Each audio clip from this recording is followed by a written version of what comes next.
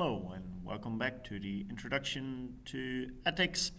And today we're going to have a look at a friend of Bentham. Well, not really a friend because he's thinking really differently. And that's Immanuel Kant. And this ethicist tried to solve difficult ethical problems in a very different way than Bentham and Mill. He is about deontology, and that's not looking to the consequences of a certain act you would do, but at the rules making it into a good action. So, in the values and rules that make it into something worthwhile. The first thing you need to know, if you have a look at deontology, is their essential ID, their essential analytical formula.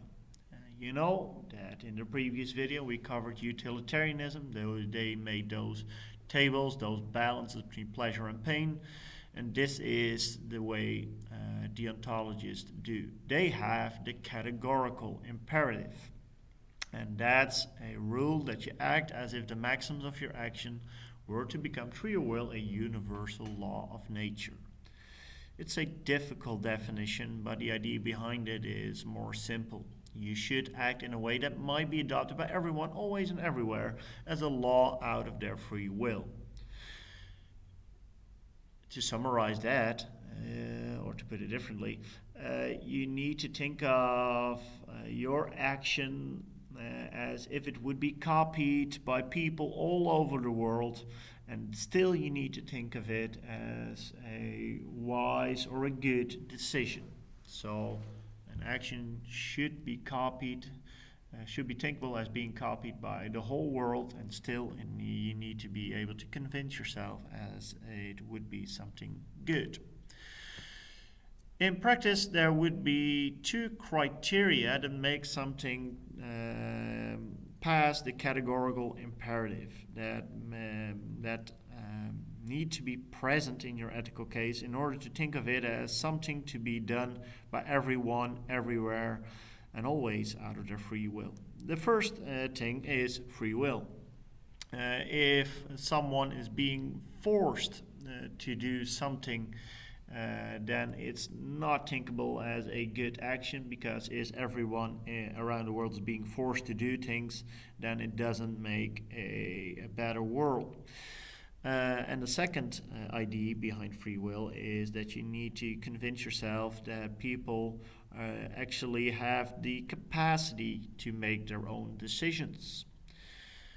So free will needs to be present in the ethical case. You need to have a look at all people involved, whether they can make their own decision or whether they are forced to a certain degree to do something.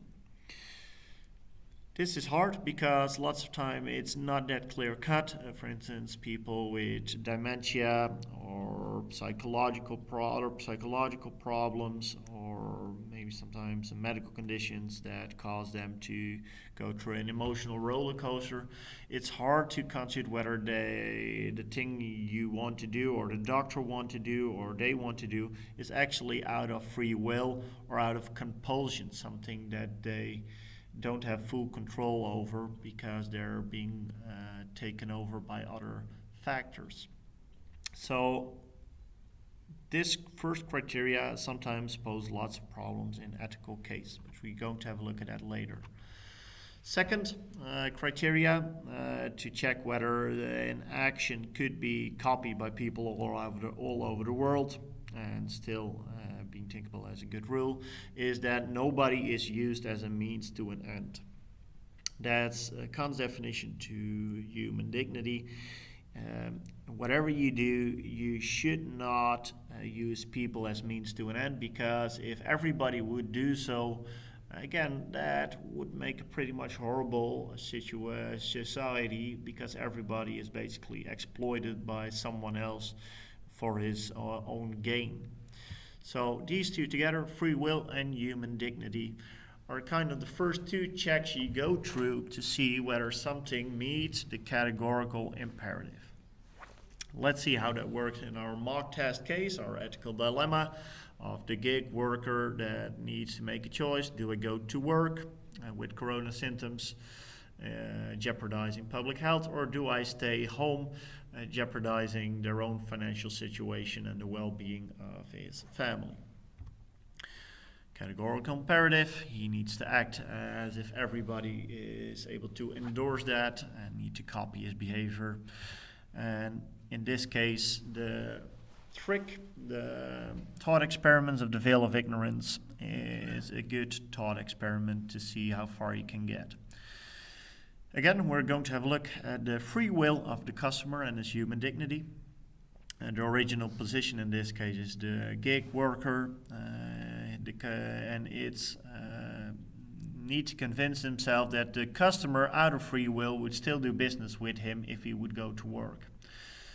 That's hard to think, because would the customer agree to come in contact with someone with corona symptoms? That's hard to think of. So the start of a good answer would be that it would look like this, that it's hard to think of customers or potential customers endorsing this action out of free will, because if they would know with the full knowledge, they would refuse his services. So in a test, you first write down the categorical imperative, and then you try to work your way around the answer with the concept of free will. And in this case, it's hard to think of the potential customers endorsing the gig worker going to work with symptoms, because with full knowledge, nobody likes to deliberately or unnecessarily get in contact with someone with that symptoms. If he would do so, if the gig worker would go to work, ultimately he would use the customer as a means to an end, and his end would just be his financial gain. And that infringes the human dignity of potential customers, because then they are simply used, customers are used for the income of the gig economy worker. So this is how deontology works. You try to place yourself in the shoes of other people involved, in this case the customer, and you try to think of ways that the customer can endorse or condones the action if he would have the ability to oversee the whole situation, have all knowledge available. Possible variables are being asked in the test. You need to try to think of two ways in the ethical case, two deontological ways. My advice would be to think of the degrees of free will involved, and two different ways to make an analysis of the free will of the people involved. In this case, you might say, well, if that guy is in an impossible position, or that woman going to work with corona symptoms, obviously is a bad thing, but jeopardizing big debts and the well-being of his family is a horrible thing. So the delivery guy doesn't have a really free will due to severe economic limits or pressure. So therefore he might not be guilty if he goes to work, because he was with his back against the wall. You might say so, and even in reality a judge might be sensitive to that. Judges need to take into account factors or limits or the situations where potential people need to cope with, potential people who break the law.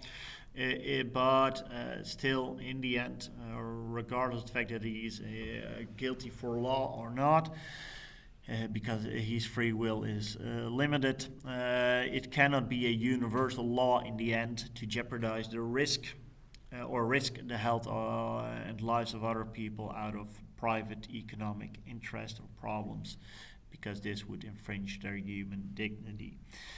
So you might defend the guy out of the limits of his free will and the impossible situation he's in, but still that doesn't make up for the common good, and that common good is the human dignity and the public health of the rest of society. This would be it for now, just to keep the video short. There will be a second video on deontology just to explain in more detail how the categorical imperative works.